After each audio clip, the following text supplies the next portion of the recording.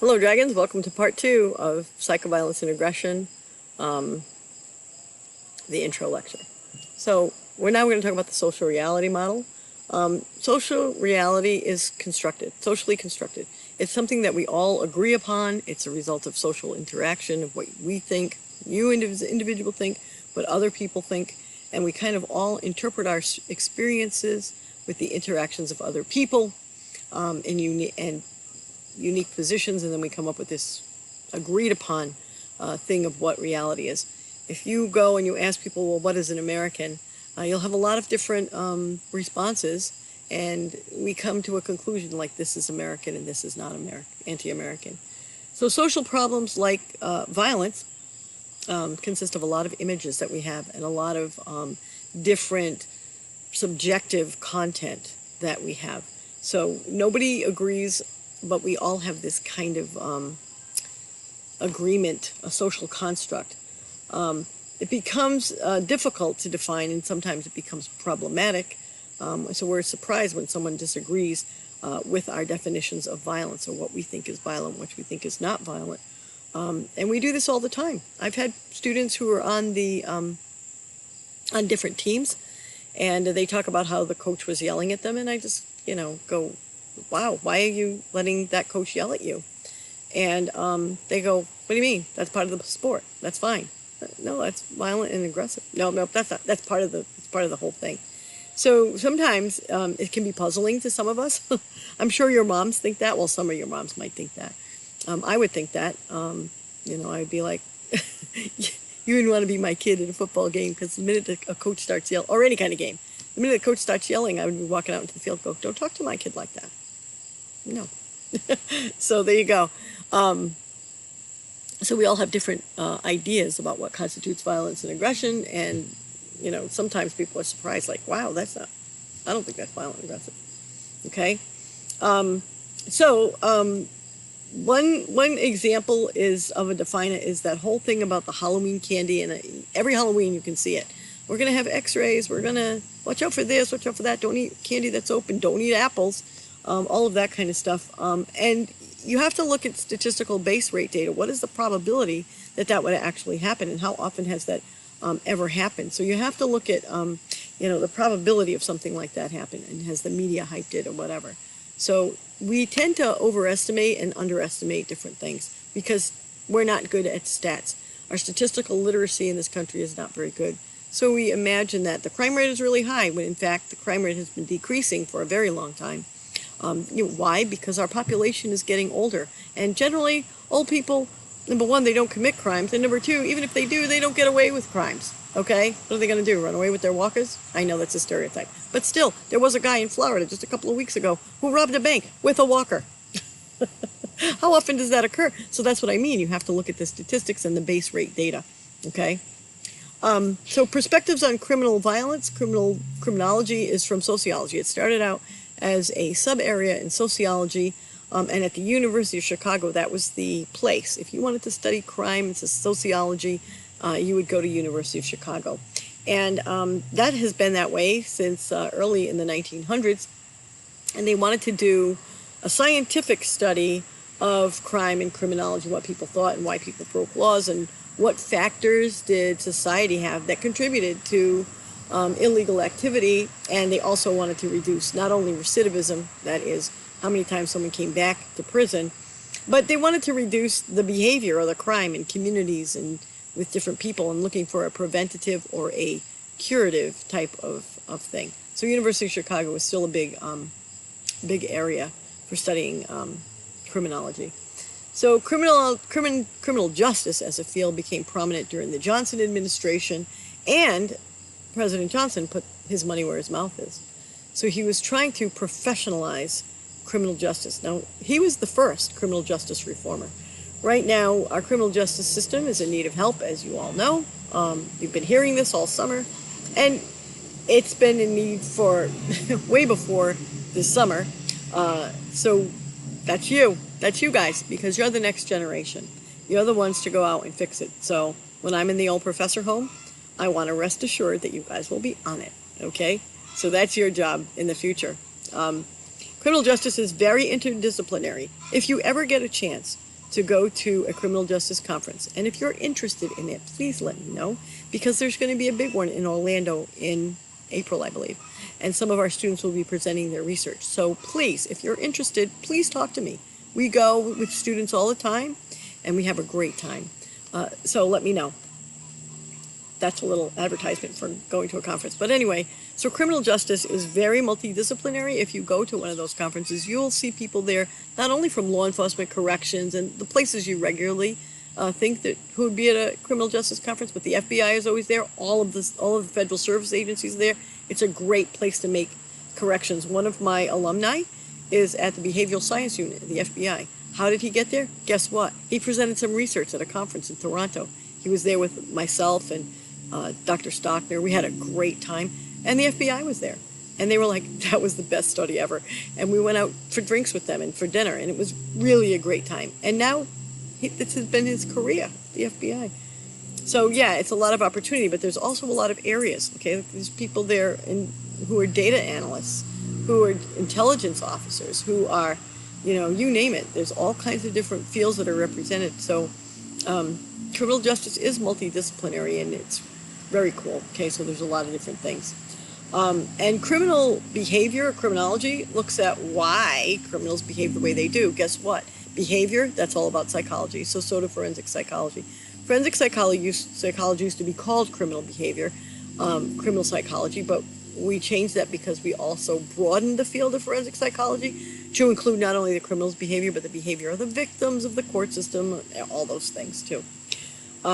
So there's 4 themes that are important in criminal justice to look at. 1, what is the conflict between your rights, your personal liberty, and community safety?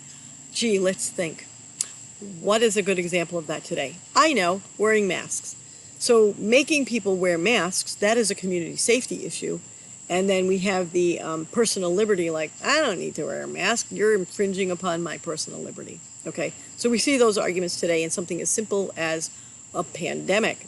Okay, we saw it a few years ago with the safety belt thing. Nobody wanted to wear seatbelts, and they were saying, you're infringing on my personal liberty to wear a seatbelt. And we're like, no, it's keeping the community safe, So that argument is always together and very important.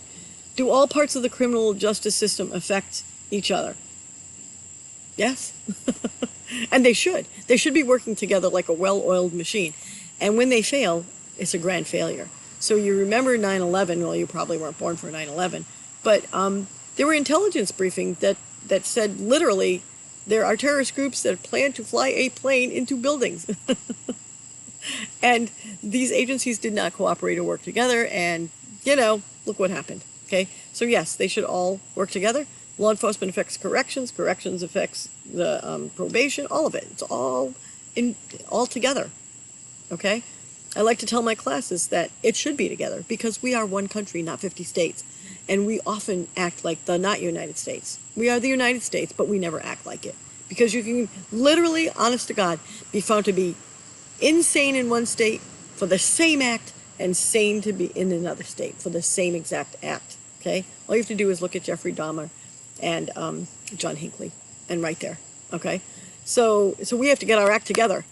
Okay, how many years have we been a country and we're still not united? Okay, and if you look at the pandemic, this state is doing this state is doing this. Oh, you need a mask. No, you don't need a mask. Okay, I'm not going to say anything more about that. It's just a real sticking point with me. And I'll be saying it forever. 3, let's look at the decisions that are made by people working in the system and how that affects everything. And, you have to keep assessing. Was that the right thing to do? Was that the wrong thing to do? So students have to do a major field project. And that is exactly number 3. Okay? Here's what we're doing. What's wrong with the way we're doing it? Let's fix it. I had a student, a former student, an alumni. She came and she spoke to my cultural competence class. And she's working in Washington, D.C. now. And she said, oh my God, Dr. Victor, you know what I do? I do major field papers every day. That's what it's like. It's like a major field paper. Can you believe it? And I'm like, yeah, that's why I wrote the major field project into all these classes. So funny. But so, yeah, that's a very important thing. We have to know about the ethics involved, of course, and an increasing reliance on science in criminal justice. Criminal justice has become much more professionalized and much more statistical and academic, okay? So why are we wasting our time on different things? We have to know what the data say. What do the data say? Okay, and in forensic psychology, nothing is true unless the data says it's true. So there you go. Public health is very important to us because public health is a big part of criminal justice. I know it seems like it wouldn't be, but it is. So if you go back in history and we want to find out, was it a crime? Was it not a crime? What's going on? We have a system. It's called the Nash system. And this is how we classify death. Natural, N, accidental, A, suicide, S, H, homicide, Nash. We have to determine if there's a death, how did that occur? So the public health is very important to us. Sometimes in a crime, we get most of our really good data from the public health system. Go figure, okay? So public health focuses on reducing the probability of harm, looks at prevention, reaction. Some of the things in the past that were crimes were not classified as crimes, but you can find all of the evidence in the public health department. Things like, here's a good example. When we found battered child syndrome and battered women syndrome, the two systems, public health and criminal justice, were not communicating. But we did see x-rays of children with unusual broken bones and blunt force trauma and things like that. And someone said, I think this is a crime. We should call the police. Yes, exactly. So a lot of times they have to work together to get to the root of the problem and determine the appropriate cause of death. So on an autopsy team, often you'll find criminologists, forensic psychologists, that kind of thing, to help classify those cases, especially if the case is what we call equivocal. In other words, we can't easily reach which category in the Nash system that it falls in. Then they will call a forensic psychologist, and those are really interesting. I've done a lot of those, and those are really interesting cases to be involved in. So there are three big distinctions between the public health and criminal justice approaches to violence. So the problem, criminal justice looks at attacks as crimes, okay? And public health views them as intentional injuries, okay? And they are both, okay? And we have, public health problems. It's part of a larger picture of things. So we have to look at violence in those kinds of frameworks and look at, well, how do we get to an appropriate conclusion between public health and criminal justice? So that's really interesting. Criminal justice and public health also look at offenders and victims differently, okay? Criminal justice looks at preventing crime through deterrence, rehabilitation, or incapacitation, and public health looks at repairing the damage of the attack and reducing future attacks versus blaming. So we have a lot of liability that we look at, and public health does not.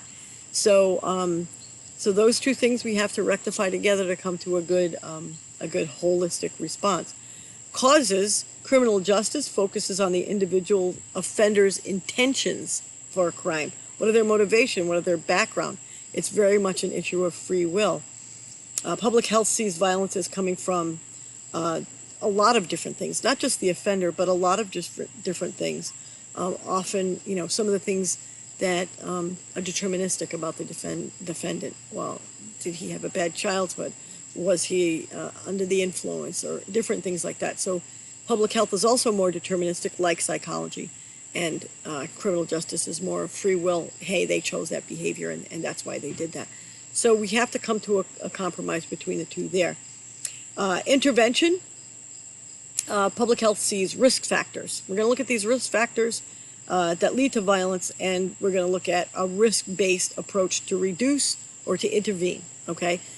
Criminal justice is making progress toward those risk factors, okay? We might call them red flags or interventions or things like that, threat assessments. And that's becoming really important in criminal justice. We have a course now in threat assessment. I wrote it, and that's something that looks really good on your transcript, so you should think about taking that threat assessment. And God, if we had some threat assessment before the pandemic, we wouldn't all be stuck here with Rona. Okay, I'm going to do part 3 in another video, so you'll still be on my deck. See you in a few. I gotta pause this.